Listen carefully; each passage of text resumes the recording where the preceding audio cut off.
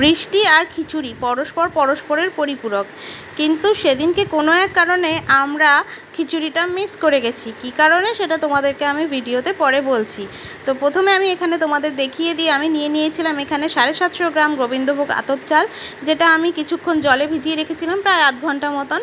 তারপরে জল ঝরিয়ে সেটাকে আমি একটা পাত্রে ঢেলে নিয়েছিলাম, দিয়ে দিয়েছিলাম এখানে পরিমাণ মতো নুন আর হলুদ এবং গরম মশলা, আর দিয়ে দিয়েছিলাম গ্রেট করে রাখা বেশ খানিকটা আদা। এরপর ওপর থেকে ঘি দিয়ে এবং কয়েক টুকরো তেজপাতা দিয়ে ভালো করে সেটাকে মেখে নিচ্ছিলাম।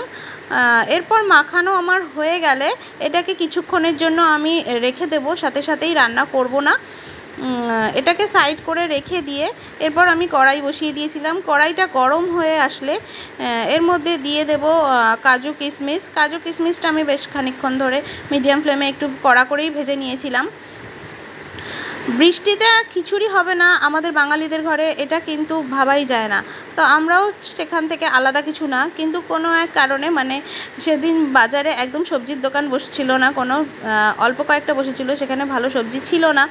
তো খিচুড়ি আবার সবজি ছাড়া আমাদের বাড়িতে কেউ খেতে চায় না, মানে লাবড়া আর কি যেটাকে আমরা বলি, সেই কারণে আমাদের খিচুড়ি খাওয়া হয়ে ওঠেনি। তো যাই হোক, তার বদলে পোলাও হয়ে গেছে, খারাপ কিছু হয়নি। তো এখানে আমি কড়াইয়ের মধ্যে গোটা গরম মশলা ফোড়ন দিয়ে চালটাকে ভালো করে ভেজে নিচ্ছিলাম। এরপর দিয়ে দিয়েছি আমি পরিমাণ মতন এখানে জল। আমার এখানে 750 গ্রাম চাল নেওয়া হয়েছিল। তো সবসময় পোলাওয়ের নিয়ম হচ্ছে যে যত পরিমাণ চাল থাকবে তার দ্বিগুণ পরিমাণ জল নিতে হবে। তো আমি 1.5 লিটার জল এখানে দিয়েছিলাম। মিষ্টি করার জন্য আমি দিয়ে দিয়েছিলাম চিনি।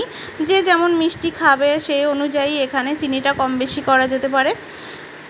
তারপরে আমি মিডিয়াম ফ্লেমেই রেখেছিলাম চালটা ফোটার আগে পর্যন্ত। চালটা যখন ফুটে উঠলো তখন আমি ফ্লেমটা আরও কিছুটা কম করে দিলাম। এরপর ওপর থেকে ভেজে রাখা ড্রাই ফ্রুটগুলো ও কয়েক টুকরো কাঁচা লঙ্কা ছড়িয়ে দিয়েছিলাম। ড্রাই ফ্রুটগুলো ভালো করে যখন চালের সাথে মেশানো হয়ে গেল তখন একদম লো ফ্লেমে রাখলাম আমি ফ্লেমটা, যাতে জলটা যেটা আছে বাকিটা সেটাও টেনে যায়, এবং চালটা ওপর নিচ করে দিলাম যাতে ভালো করে সেদ্ধ হয়ে যায়। চাল এখানে প্রায় আমার 70% সেদ্ধ হয়েই গেছে এবং জলটাও বেশ খানিকটা টেনে এসেছে। এই রকম পর্যায়ে আমি এবার ফ্লেমটা একেবারে অফ করে দেবো, আর ওপর থেকে একটা ঢাকা দিয়ে ঢেকে দেবো। এই ঢাকনাটা আমার তুলনামূলক ছোট হয়ে গেছিলো, তার জন্য আমি এটাকে তুলে পরে একটা ফয়েল পেপার দিয়ে মুড়ে দিয়েছিলাম।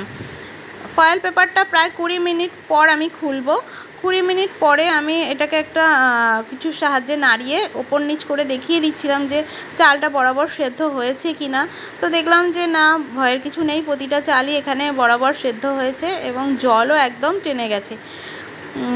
তো এখানে আমি একটা পাত্রে এটাকে সাজিয়ে নিয়েছিলাম এবং একটুখানি কায়দা করছিলাম তোমাদেরকে দেখাবার জন্য যে প্রতিটা চাল আমার কত সুন্দর এখানে সেদ্ধ হয়েছে এবং কত সুন্দর ঝরঝরে হয়েছে। পোলাওয়ের সাথে সেদিনকে আমাদের হয়েছিল চিকেন কষা। চিকেন কষাটা বর রান্না করেছিল।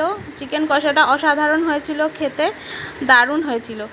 আর এখানে আমি একটু সাজিয়ে দিচ্ছিলাম ছেলেকে, ছেলে একটু সাজিয়ে খেতে ভালোবাসে যেহেতু, তো ছেলেকে সাজিয়ে দিয়ে মানে পরে প্রশংসাটা শুনবো আর কি, যে ও কী বলে সেই জন্য।